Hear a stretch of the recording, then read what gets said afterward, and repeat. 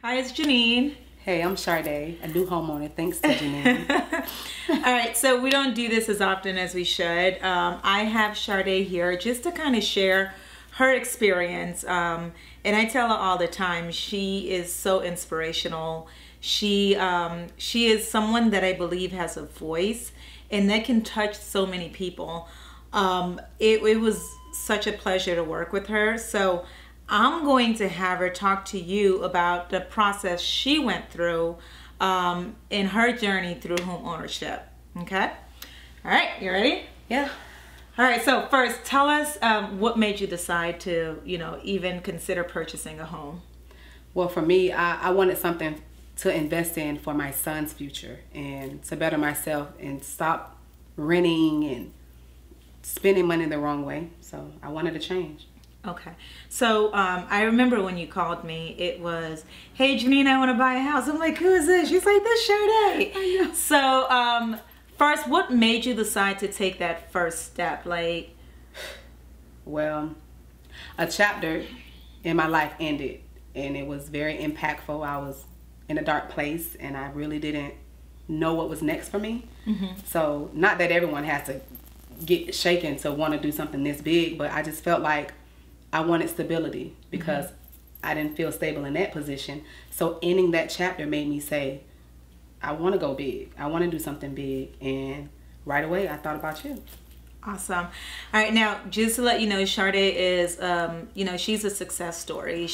Her and I met at Walgreens. Hi, Walgreens. Yeah. Since the 10 years I've known Sharda, she has climbed all the way up to the corporate ladder. So that's why I thought when you spoke to me, I think that's why your story is so powerful to me, because even someone in your position who everybody admire was just so confused and taken back by the home ownership process.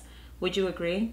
Yeah, I agree, because a lot of people, they would have already thought like she already had this, or no, I assumed I was a late bloomer or I was late at doing this because I never thought of it. And it's not that we don't think of it, but it's also who's around us doing it as well. I didn't have a lot of people in my circle or that I was close with that had made accomplishments like this. Yeah, you can have a good job, and of course everybody have a nice car that you got to pay for or whatever, but nothing this big and this significant. So I never was the type to look out for what everybody else is doing or what the Joneses are doing, but I really thought I was a late bloomer. I really thought I was late at doing it, and people were shocked because they know my my way up in the company and how successful I was and really built a career. And a lot of us can't do that. So it was surprising to know that a lot of us African American or just women or just single moms didn't have this. So yeah. And that brought me to my next question. Like, what advice would you give to someone that's watching you? Like I said, if anybody follows her on Facebook, Snapchat, she's super inspirational. Thank you. So people look up to you. People look to you for certain answers, and we know we don't have all of them. But what advice would you give to a single mom, like someone that's, even if you're married, even if you're currently in a relationship, what advice would you give to people that may be thinking this is the route that they want to go? Wow.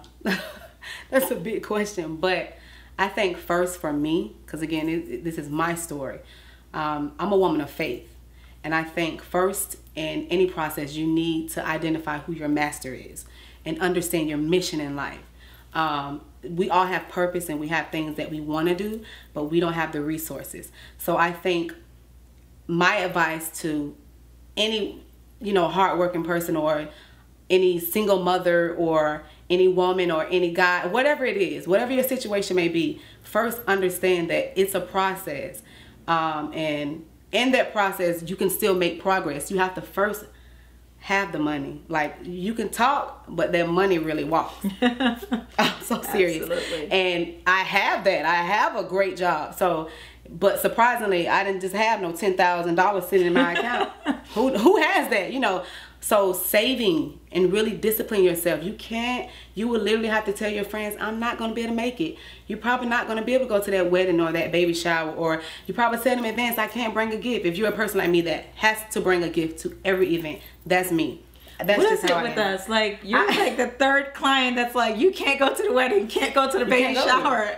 Like, seriously, I'm in the process of buying a house. Now, you don't have to tell everybody the story, because then you can have dream killers too. So be mindful of that, because they don't have that big faith to want to do what you're trying to do. And they can, you know, you let their emotions and their doubts kill the spirit and the vibe and the energy that you're on, because it's going to be a long, hard road. She only made it easy. And my faith, of course. But you got to save some money. And that's by not going to the movies every weekend, not going out. Thank God I don't go out or nothing like that. But you may not want to buy that cute outfit. You probably can't get your nails done, young lady. You know, males, you can't be trying to splurge and do too much to your cars or do whatever. It's like you're going to have to make a sacrifice. I moved with my mom. I've been out on my own since I was 17. So for me, moving back home with my mom with a child, oh, was that not? That was big for me. Like, so really, not that my mom home's beautiful, but it was just big for me to give up my independency.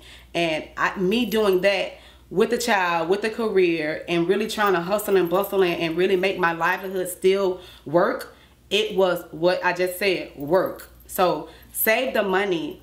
Know who's really there for you, because you may need somebody to support you. You never know, because sometimes there's a process of the donating process. I think it's like donating. Well, no, sometimes well, in real estate, cash is not king.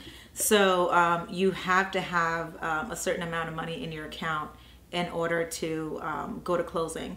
So let's just say, you know, you have 10,000. Well, you know, I'm Haitian. We have $10,000 under our mattresses. You know what I mean? But when it comes to closing on a house, you won't be able to. So your best bet is to have that money in the account beforehand. So Sharda do have a testimonial that we will post on our YouTube channel. We'll have snippets on it on our Facebook also.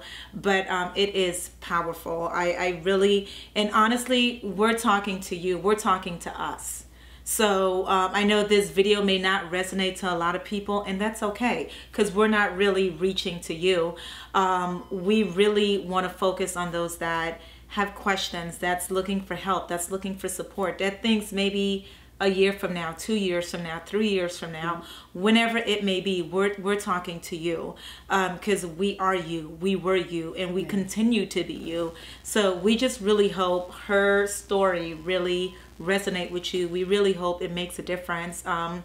You know, if you like us, share it. If you don't, that's okay, right? I'm still paying for it, and I'm still going to share the love. So yeah, like I said, it's I mean, listening to her, I may not cut anything she said from our previous session, because she gives me goosebumps. So yeah, she's super special. I just wish you use your voice for what it's worth, because you're a powerful lady.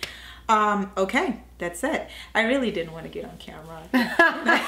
Can we be done now? But she did. Oh yeah, she can sing too.